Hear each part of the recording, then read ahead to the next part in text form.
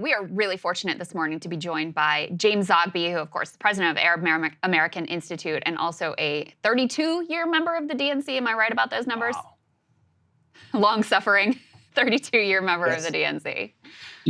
Had a number. They're the suffering ones. I think we're all suffering right now, to be honest with you, Jim. At least you and I are at this table. I had a number of things I wanted to chat with you about, but I first did want to talk to you about the DNC in particular, since you have such deep knowledge of how that organization works and where some of the problems are. Let's put this first element up on the screen. Jamie Harrison has gotten into a bit of a back and forth with Bernie Sanders. Bernie, of course, came out with a quite scathing indictment of the Democratic Party after Kamala Harris's loss, saying that they abandoned working class people. Jamie Harrison, chair of the DNC, described this as straight up BS. I'd love for you to discuss, both your thoughts on this particular battle, but also more broadly, what some of the issues that you see are at the DNC and what you think would be important in terms of reform. Well, look, I'm going to leave some of the political issues aside and just talk about the DNC first. I grew up, my mom was a precinct captain, and I used to go door to door with her and go to ward meetings. And on election day, we'd get poll cards and we'd go to the polls and pass them out. You belonged to something and you felt like this was part of who you were. That's no longer the case. Being a member of the Democratic Party means nothing more than I'm on an email list, I'm on a text message list, I'm on a hard mail list, I'm on a phone list, and I get asked for money. Nobody asks my opinion. There is no way to record your feeling about an issue. DNC, even DNC members, first time we had an actual, in all the years I've been on the DNC, first time we had an actual election was when Keith Ellison and Tom Perez faced off after the Bernie Hillary race. First time we had a floor vote and a debate on an issue was at that same meeting when we debated whether we should accept money from PACs that emanated from businesses that violated the DNC positions on oil, fracking, whatever. The fact is that DNC members even were like props who go to meetings and fill chairs. And I can say it because I'm a Catholic. We know when to stand up, when to sit down, when to clap, when to leave. Votes are a done deal. The staff decide what we vote on. When I was chair of the resolutions committee for 10 years, people, even Barbara Lee would write a resolution and submit it, and the staff would say, well, we're not going to accept that. And I'd say, who the hell are you to not accept it? In the Unity Reform Commission, I was able to get both sides, the Hillary and Bernie side, to agree on a resolution to honor our bylaws and fulfill our bylaw requirement to annually review the budget and evaluate the effectiveness of expenditures and staff by creating an elected finance oversight committee. Guess what? Staff wrote it out of the final. They deleted it from the final report and would not have a vote on it, and then sent me to the Rules and Bylaws Committee that after I fought and said, I want to vote on this, they said, yeah, well, you go to Rules and Bylaws Committee, which is peopled by some of the very people, the consultants that I was busy railing about in that proposal, because every year, every cycle, the DNC spends hundreds of millions of dollars. This year, well over $1 billion. And guess what? I have no idea where it's going to go. The Harris campaign raised $1 billion, is in the red. We will never know where that money got spent. We will never evaluate, was it effective or not? People give $3 donations monthly because they think we have no idea where that money goes. And as opposed to being a governing body, like I said, we're props at meetings. And so what has to happen in the future is that the DNC has to be the governing body of the party, and we have to build the party as an organization that people belong to. There has to be financial accountability and transparency. There has to be democratic decision-making so we know where this stuff I mean, who decided that? Now let's get to the issues. I'm on a tear when I get into this. This is Go off. Go off. Who decided that Liz Cheney was the ideal person to campaign with? Who decided that we would give up on the working class and go to suburban, moderate Republican women? I mean, how do those decisions get made? Who thinks that stuff up? Who decides that, yeah, in Pennsylvania, we ought to be pro-fracking? Who decided that we should give up on universal health care? Who decided that we should target our vote getting to constituencies that we could not reach and not focus on people that we could reach? Because I see what Jamie is saying, that, yeah, Joe Biden had a pro-labor agenda. That's not the campaign we ran in 2024. I dare say if you asked union people how pro-union were we, they wouldn't have said so. And on something particular to me, who decided that no Palestinian speaker at a convention, because it would be too controversial, when actually that's where the base of the party is? That's right. Yeah, well, that's right. something we wanted to ask you about, sir. We have some interesting, there was AOC actually asked some of her constituents, many of whom did vote for her and for Donald Trump. And she was like, why? Let's put this up there on the screen. There's a variety of interesting answers. And you can see there's quite a few, but some are actually quite simple. There we go. It's simple. Trump and you care for the working class. I wanted change, so I went with Trump. Blue for the rest of the ballot to put on some brakes.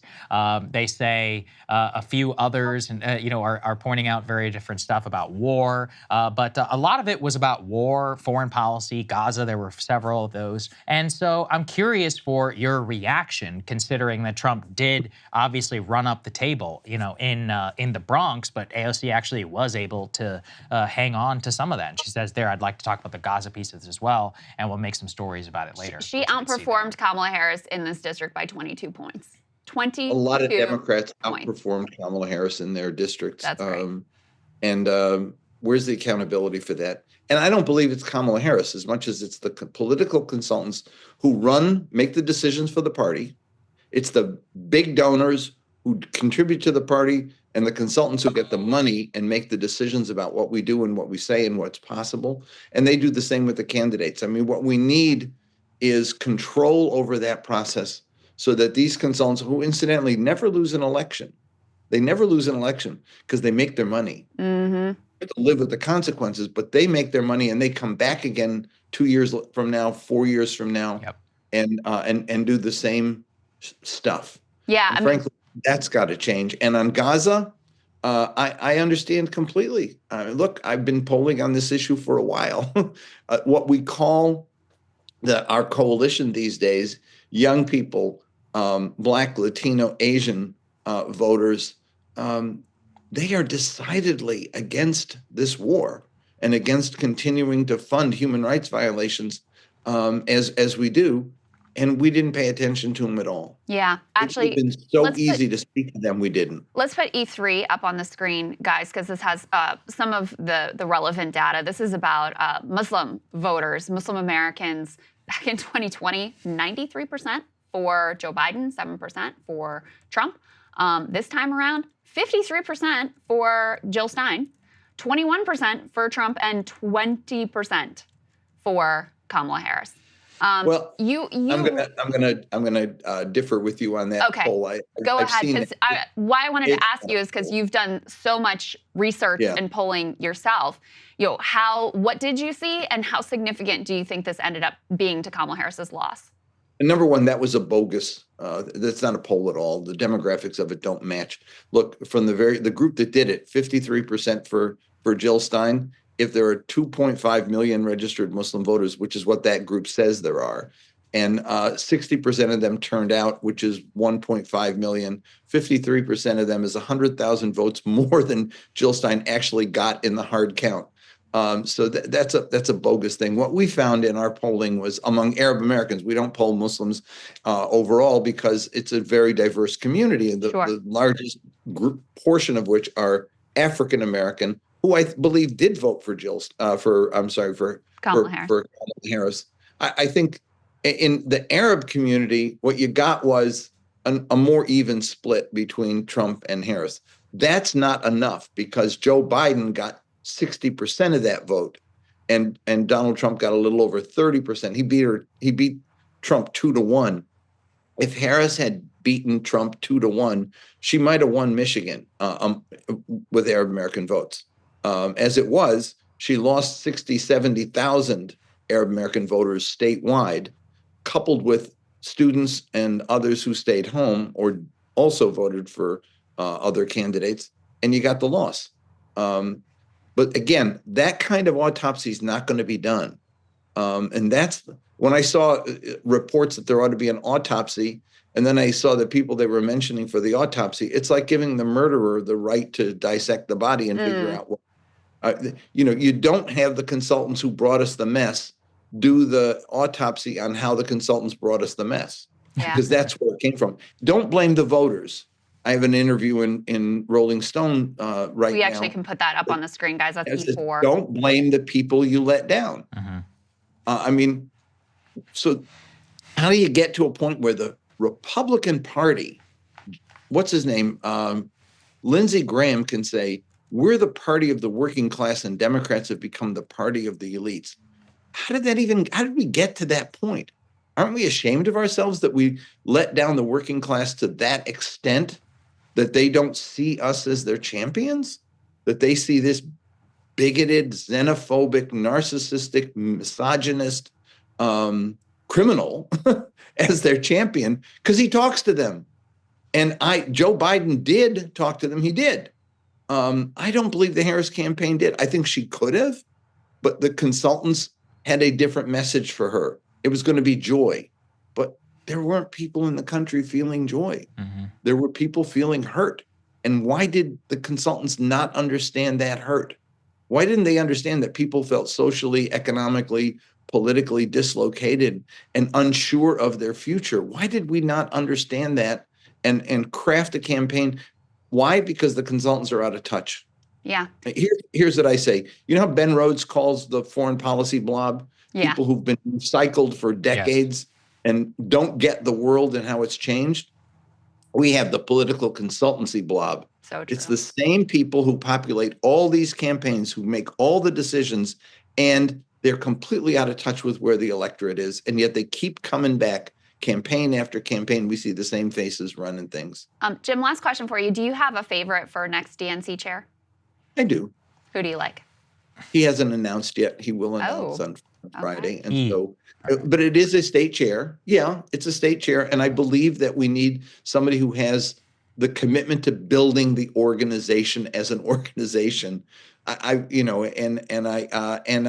that, the other thing is there ought to be an end to the dominance of the political consultants over decision-making. Electing a new chair is one thing, but we've got to have a DNC that is empowered to be the governing body.